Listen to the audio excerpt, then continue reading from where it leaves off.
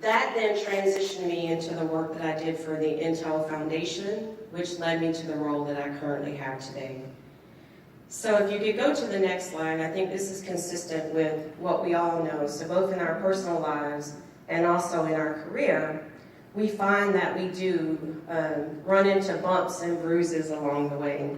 And I certainly have had my fair share of challenges, both personally as well as in the career. And in this particular case, and I'm showcasing one of my male allies, at Intel we call this BAM, Bring a Man. So this is my BAM, Ron Kasabian. And I actually went through a layoff inside Intel. And as you can imagine, it was a difficult experience for me, as it would be for anyone. But what happened in that particular situation is I decided to write about what it felt like being laid off at the time. And also I decided to write on how to help others to go through that same process. And in doing so, my BAM, Ron Kasabian, my Bring a Man, actually read my article. It was posted internally one morning. Actually, I was on the road traveling. About 20,000 people read the article in the first hour with over 200 comments. And out of that article, he offered me a writing job, which I took, although I had never had a writing job before, and I never saw myself as a communications person.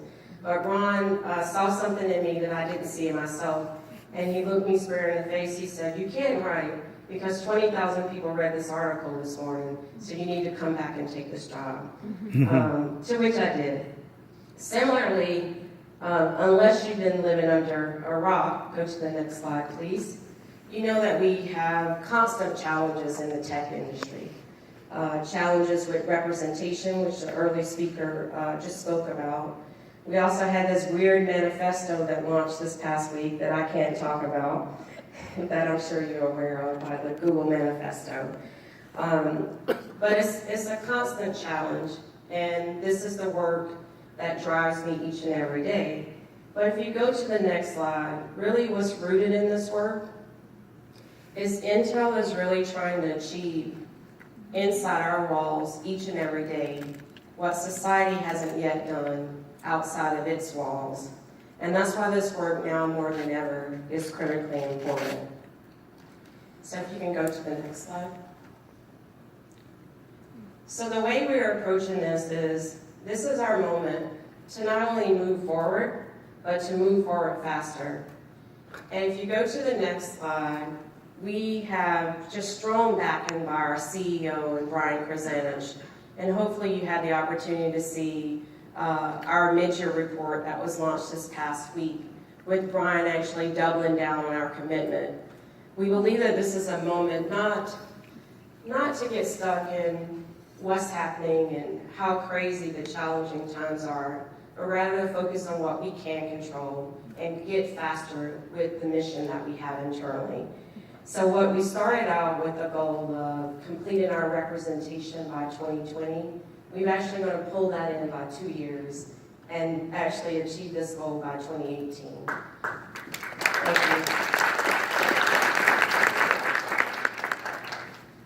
We truly know that this is certainly a stretch goal, but it's certainly one that my team is excited about going after. And in fact, in some crazy ways, challenges is what brings Intel together, and that's really when we do our best work.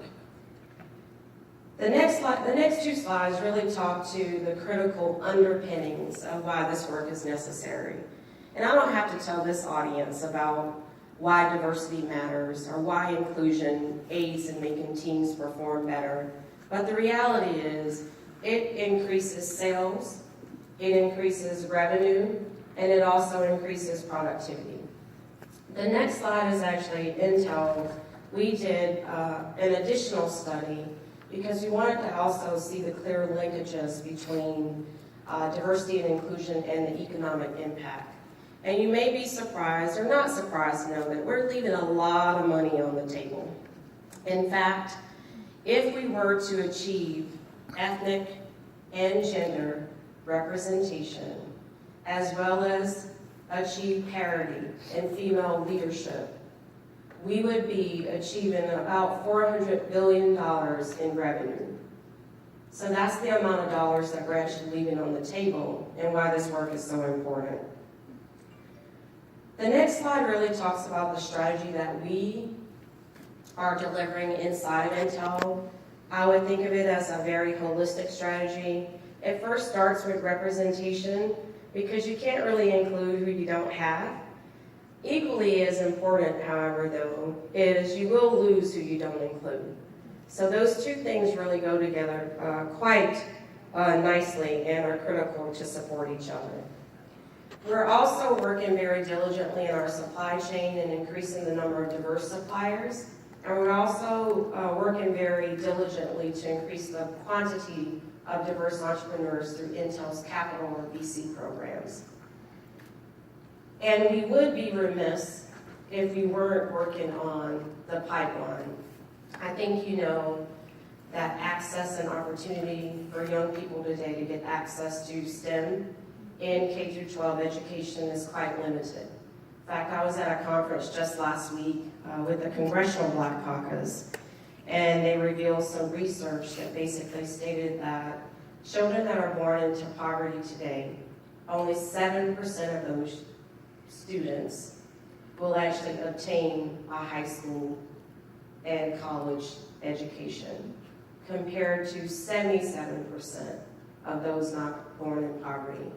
So the work that we're doing inside of Intel in the pipeline is to really to ensure that you have access to a quality education irrespective of your zip code. I think that's what each child in our nation should have, and should have access to that irrespective of what family they were born in or what city that they were located in. And so I think that's our collective charter. So let me just talk across a couple of slides about the progress that Intel is making and has made, and still the work that we have to do moving forward. So since we launched this goal, we're about 2.5 years into the goal. We started just about January 2015. I joined the team in this work in March of 2015. So when we started this goal across the Intel ecosystem or our entire enterprise, we had a gap of about 2,400 to close. In just 2.5 years, we've narrowed that gap by 65%. So I think that deserves a big round of applause. In addition to that, we've been doing like engineers do. We iterate, we innovate, we fail, we try different things, we tell you what didn't work, and we seek counsel from opinion leaders and people that are in this work every day. So in doing so, we kind of copied what many of the health systems providers give